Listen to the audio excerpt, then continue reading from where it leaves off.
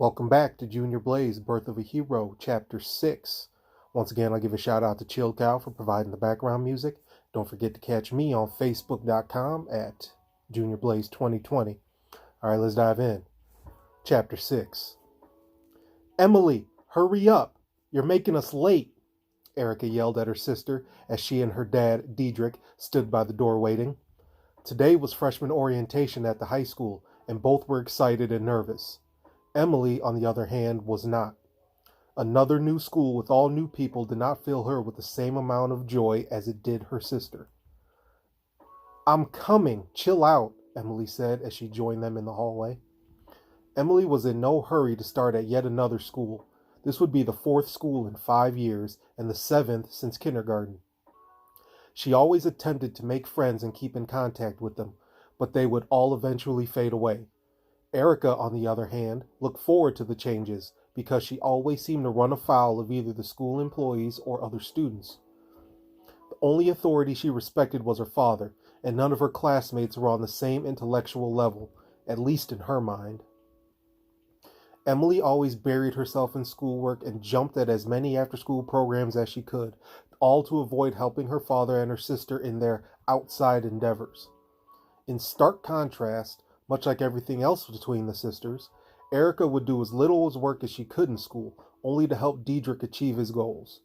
Emily tried to make her absences seem coincidental, but Erica would do her best to call her out in front of their father. Diedrich, Emily, and Erica climbed into the SUV and headed towards Warren G. Harding High School, smack dab in the middle of Glendale. One would think that everything in town centered around the school, but it was simply located downtown, near the Federal Building, Town Hall, and just about every fast food restaurant in existence. Anything you needed in Glendale, you could find downtown. They arrived at school shortly before 8 o'clock a.m. It was a massive structure that looked like it had been built during the Civil War, yet somehow more modern. It was all brick with large concrete pillars at the top of the concrete steps leading to the front door. Each of the 4 entrances to the building had the same design, one on each side of the main structure. The double doors were automated, but had been propped open on this day for orientation. Inside the main hall seemed to be built in the center of a courtyard that was filled with gardens of several different kinds of flowers and rose bushes. The marshals stopped and admired the scenery through the decorative windows before continuing on. There was plenty of time to let the stragglers show up before the event officially began at 8:30, but Diedrich was a stickler for punctuality. Ladies, a brief word, Diedrich whispered, motioning for his daughters to follow him. They walked around a corner near the cafeteria and slipped into an unlocked classroom. It was dark and somewhat barren. Apparently, the teachers hadn't set up their classes just yet.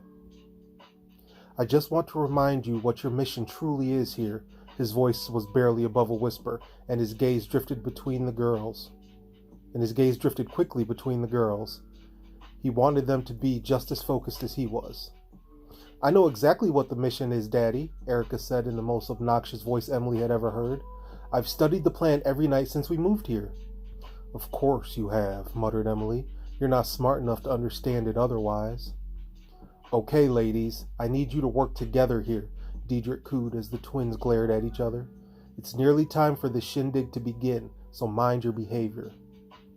They casually fell into the large throng of people making their way to the auditorium where the principal, Mr. Hayes, would address the students and parents, before letting the crowd loose to meet teachers, sign up for clubs, and other such activities. The auditorium was on the opposite end of the building from the cafeteria, at the end of the main hall on the ground floor.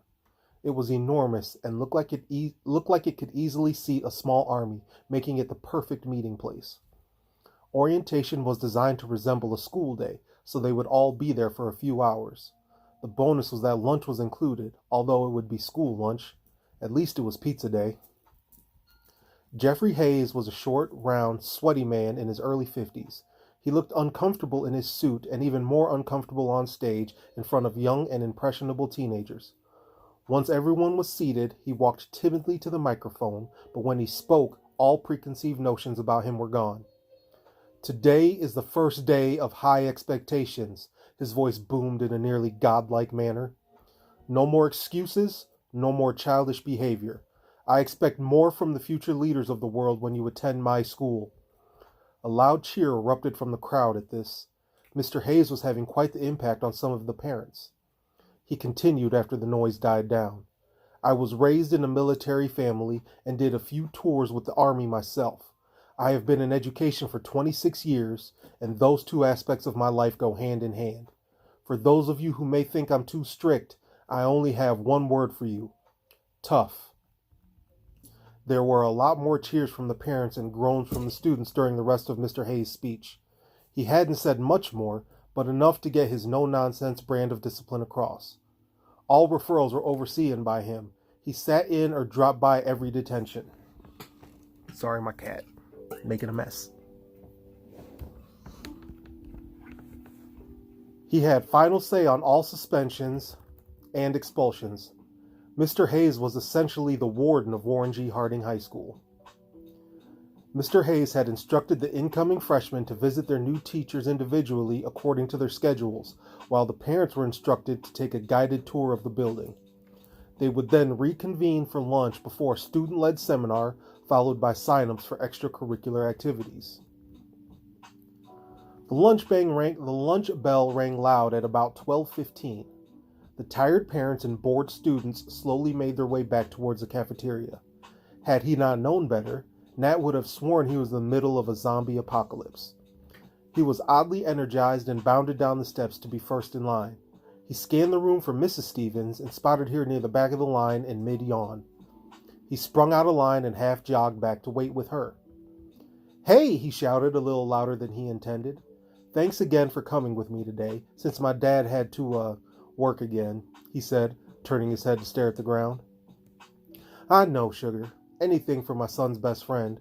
She pulled him into a gentle hug that Nat let linger for a few seconds too long. "So how do you like your teachers?" Deborah asked after finally breaking Nat's grip. "I love them. All of them. The teachers in my advanced classes promise the hardest courses we've ever seen. The most homework, too." "Well, I'm glad you're excited, sweetie. I wish MJ could have been here also." "Don't worry, Mrs. S. I told everyone all about MJ." "Oh, God, no, Nat. I certainly hope not." "Relax, Deborah. I only mentioned school-related things." "Phew, thank goodness," she breathed in relief. "And let's stick to Mrs. S." The lunch line moved quickly, and soon they were both seated and eating. They discussed his teachers in greater detail and eventually moved on to what after-school activities Nat would partake in. Nat wanted to avoid the geeky clubs, but outside of sports, there weren't many that didn't fit that description. They continued chatting as they cleaned up the table and started back towards the auditorium. Nat stopped dead in his tracks when he spotted the most beautiful girl he had ever seen in his life, next to Deborah. She was wearing black platform wedge heels, a skirt that was cut just above the knee, also black, to go with her white button-up dress shirt. She had 3 piercings in each ear and 1 in her eyebrow, and her hair was platinum blonde with red, blue, and pink streaks highlighting the look. She was talking to someone who appeared to be her father and another girl that Nat couldn't quite see clearly. They made their way into the auditorium before Nat got a chance to stare any longer. Once Nat and Deborah made it inside, he had completely lost sight of his future wife. Deborah had found them seats in the middle of the auditorium, directly in front of the stage. Nat decided to focus on the presentation that the 4 students on stage were preparing to begin. They had a projector with slides and 1 microphone. This is going to be painful, and it hadn't even started yet. Everyone listened patiently as each presenter gave their awkward and poorly written speeches representing their respective clubs. Deborah would shoot Nat a glance every time she thought a club would interest him, and he would nod and smile, but nothing really stood out until near the end. The kid dressed as Shakespeare finished his pitch for the Drama and Fine Arts Club, and the final speaker approached the microphone. He was wearing a dark blue suit with a red tie, none of which fit properly. More than likely, the entire ensemble belonged to his father. "Hello, my name is Patrick Davidson," he squeaked before clearing his throat, "and I am the sophomore class student council representative." As Patrick spoke about every aspect of the high school's bipartisan government system, Nat became more attentive. He saw similarities between Patrick and himself, and all the responsibility was intriguing to him. From the community involvement to building floats for parades, Nat was all in immediately. When the speeches were complete and it was time to sign up, he excitedly told Mrs. Stevens where he was headed and was the first in line in the hallway where the tables for sign-ups had been set up. Hi, Patrick, Nat said, dabbing at the sweat forming on his forehead with the back of his hand. Hey there! Are you interested in joining the student council? Patrick answered, noticing Nat's excitement and nervousness. Definitely. This is all I need to survive high school. Ha ha! Well, I wouldn't go that far, but it certainly helps. What's your name, bud? Nathan Hatcher. My friends call me Nat. Well, Nat, thanks for showing interest in getting involved. Is there anything else I can help you with? Can I sign a friend up too? A friend? I don't see why not. Is this friend here so I can meet them? Unfortunately, no. He went to his grandfather Arthur's farm for the summer. I see. Still shouldn't be an issue. We can always catch him up later. What's his name? MJ Stevens. Right at that moment, there was a small commotion directly behind Nat. When he turned around, all he saw was someone walking away swiftly before he was roughly bumped into, knocking him to the ground. Unhurt but slightly embarrassed, Nat started to rise to his feet when a well-manicured and petite hand reached down to help. I am so sorry. My sister and I were having a pretty tense discussion about which clubs to join. I didn't even see you, said the girl of Nat's dreams in the sweetest and most apologetic voice imaginable. No worries, Nat said, attempting to sound more masculine. Are you or your sister joining student council? I may have to now, especially if you did, she said in a flirty tone that sent Nat floating on cloud nine. My name is Nat. Just to make this introduction official, he said, reaching out his arm for a handshake. She took his hand and shook it gently. It's a pleasure to meet you, Nat. My name is Erica. And that's the end of Chapter 6 of Junior Blaze. Don't forget, Chapter 7 will release Thursday at 8 p.m. on the Facebook page, and I will be back here next Tuesday to read 7 to you then. So until then, peace out, folks.